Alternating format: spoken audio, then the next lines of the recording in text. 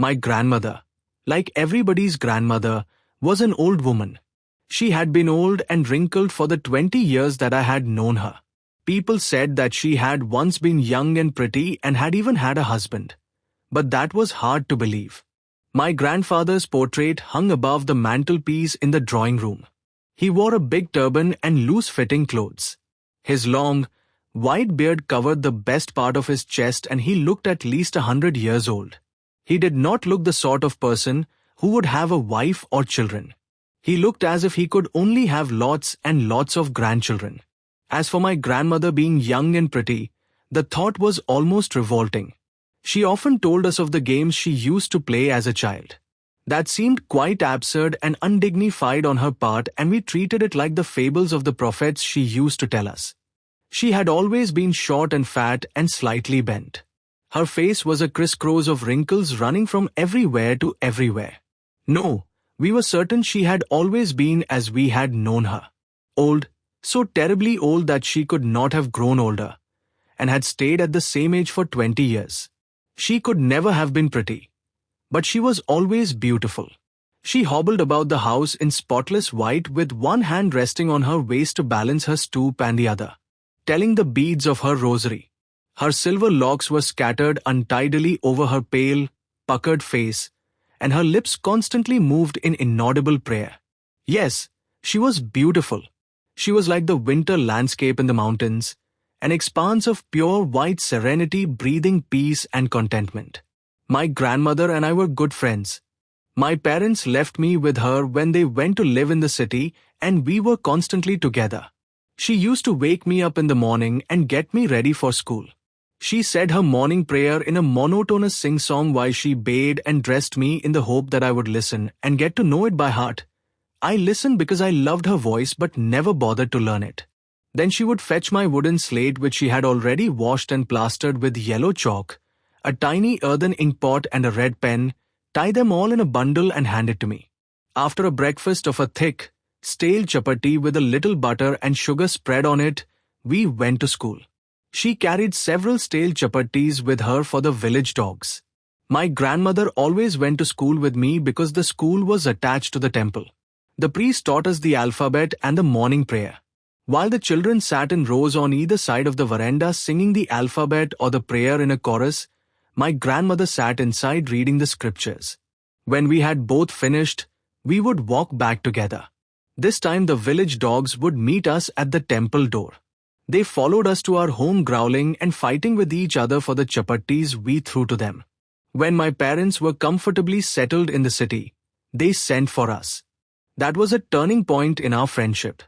Although we shared the same room, my grandmother no longer came to school with me. I used to go to an English school in a motor bus. There were no dogs in the streets and she took to feeding sparrows in the courtyard of our city house. As the years rolled by, we saw less of each other. For some time she continued to wake me up and get me ready for school. When I came back she would ask me what the teacher had taught me. I would tell her English words and little things of Western science and learning, the law of gravity, Archimedes' principle, the world being round, etc. This made her unhappy. She could not help me with my lessons. She did not believe in the things they taught at the English school and was distressed that there was no teaching about God and the scriptures. One day I announced that we were being given music lessons. She was very disturbed. To her, music had lewd associations. It was the monopoly of harlots and beggars and not meant for gentlefolk. She said nothing, but her silence meant disapproval. She rarely talked to me after that. When I went up to university, I was given a room of my own. The common link of friendship was snapped. My grandmother accepted her seclusion with resignation. She rarely left her spinning wheel to talk to anyone. From sunrise to sunset she sat by her wheel spinning and reciting prayers. Only in the afternoon she relaxed for a while to feed the sparrows. While she sat in the veranda breaking the bread into little bits, hundreds of little birds collected round her creating a veritable bedlam of chirrupings. Some came and perched on her legs, others on her shoulders. Some even sat on her head. She smiled but never shooed them away. It used to be the happiest half hour of the day for her.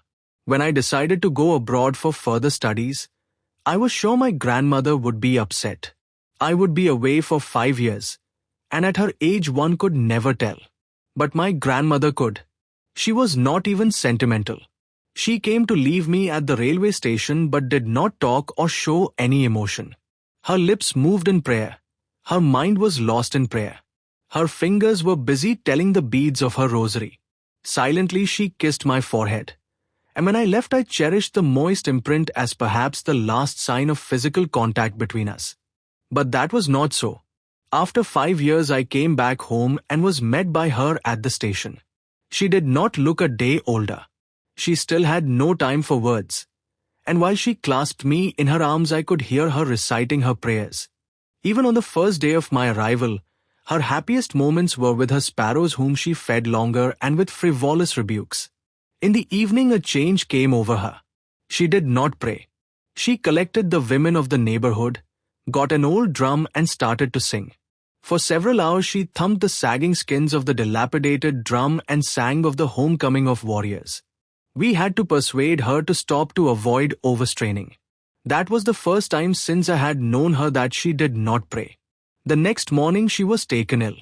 It was a mild fever and the doctor told us that it would go. But my grandmother thought differently. She told us that her end was near. She said that, since only a few hours before the close of the last chapter of her life she had omitted to pray, she was not going to waste any more time talking to us. We protested, but she ignored our protests. She lay peacefully in bed praying and telling her beads. Even before we could suspect, her lips stopped moving and the rosary fell from her lifeless fingers. A peaceful pallor spread on her face and we knew that she was dead. We lifted her off the bed and, as is customary, laid her on the ground and covered her with a red shroud. After a few hours of mourning, we left her alone to make arrangements for her funeral. In the evening, we went to her room with a crude stretcher to take her to be cremated. The sun was setting and had lit her room and veranda with a blaze of golden light. We stopped halfway in the courtyard. All over the veranda and in her room right up to where she lay dead and stiff-wrapped in the red shroud, thousands of sparrows sat scattered on the floor. There was no chirruping. We felt sorry for the birds and my mother fetched some bread for them. She broke it into little crumbs, the way my grandmother used to, and threw it to them. The sparrows took no notice of the bread. When we carried my grandmother's corpse off, they flew away quietly. Next morning the sweeper swept the bread crumbs into the dustbin.